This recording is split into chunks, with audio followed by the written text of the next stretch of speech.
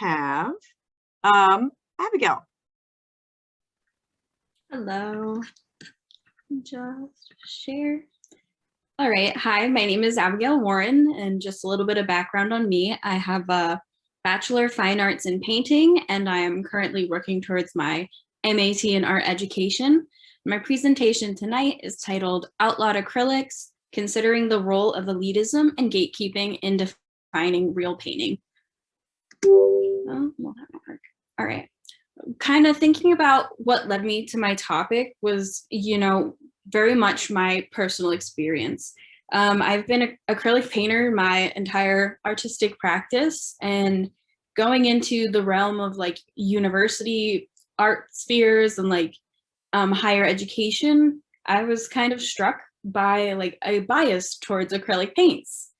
And a very clear preference was shown by my professors towards oil paint, despite what the students may lean towards or work in previously.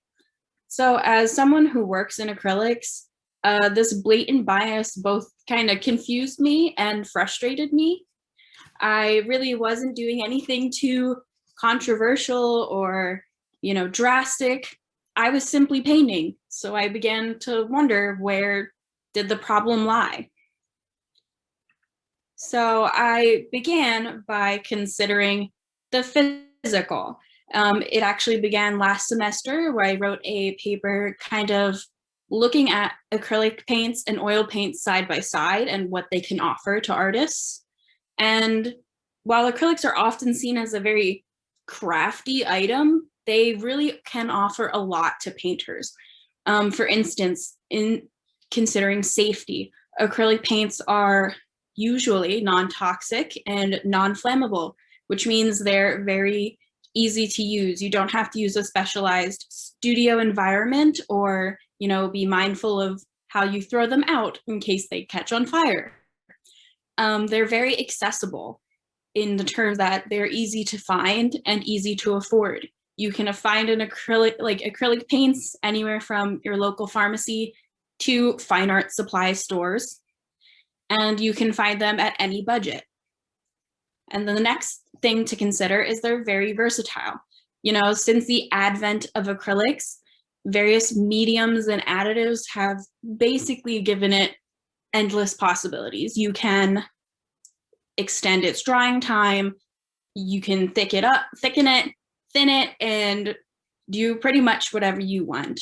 And then also another thing to consider is you can paint on almost any surface, as opposed to oil paints, where I'm sure, as we know as painters, if it's not a primed canvas, we're gonna have some problems. So with so much potential as a physical material, I kind of began considering whether the answer might lie in the ideological. And so looking at the structure of art schools, it's kind of always been the same. There's some form of a transfer of knowledge. And in the past, this worked through guilds, workshops, and apprenticeships where, the passing of skills would happen from master to apprentice. And today, it usually is from teacher to student. So another thing to consider is, have we really gone away from this structure where, regardless of how inventive or, out there students might think they are, in actuality, we are usually still perpetuating the idea of paint on canvas.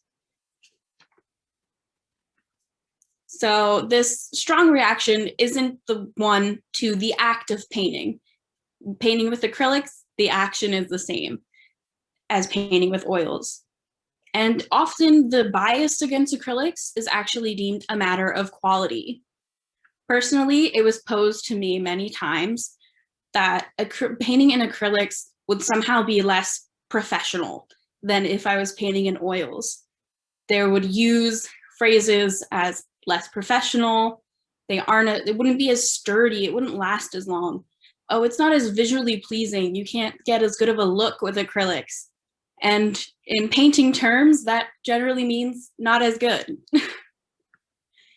So this idea of oil paint being something that a real artist uses and acrylic paint being for students, crafters, and DIYers is at its core a very exclusionary idea.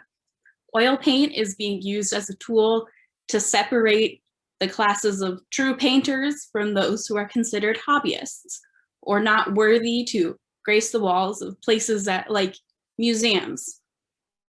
And this is mirrored in academics, such as universities and museums. Less often in galleries, because usually that is public driven or what people want to see. You know, you're not going to show something that won't sell. But in places such as universities and museums, there's often a very strong hold on what they call tradition. And even further than this media bias is not limited to acrylic paints. Traditional mediums are often given much more weight and given more seriousness than non-traditional ones. So in a field often known for its eccentricity and its very out there figures and works, there's very much a resistance in academic art spheres to accept anything that's outside of the norm. So this is not to say that I think the function of education and schooling should be to stay in your comfort zone. But there's a line between learning about techniques and tradition and then using those things and manipulating them into tools for exclusion. So what can we do? As artists, art educators, or people who simply enjoy looking at art, we have to recognize these biases within ourselves and the systems we support or are part of. Usually what is deemed better is directly related to how much it costs, and that clearly defines who the audience is or who that art is meant for. So as a future educator, I have an opportunity to expand my own knowledge about art and create an environment for both myself and my students that encourages diverse art making practices, whether that be the material you use or the subject you use. And the most important thing to take away from this is that the quality of the art isn't determined by its price or the history of its medium, but by what you do with it. Thank you all. Awesome. Thank you so much, Abigail. And I will just say, I mean, I just have been enthralled with this topic since you started working on it last year.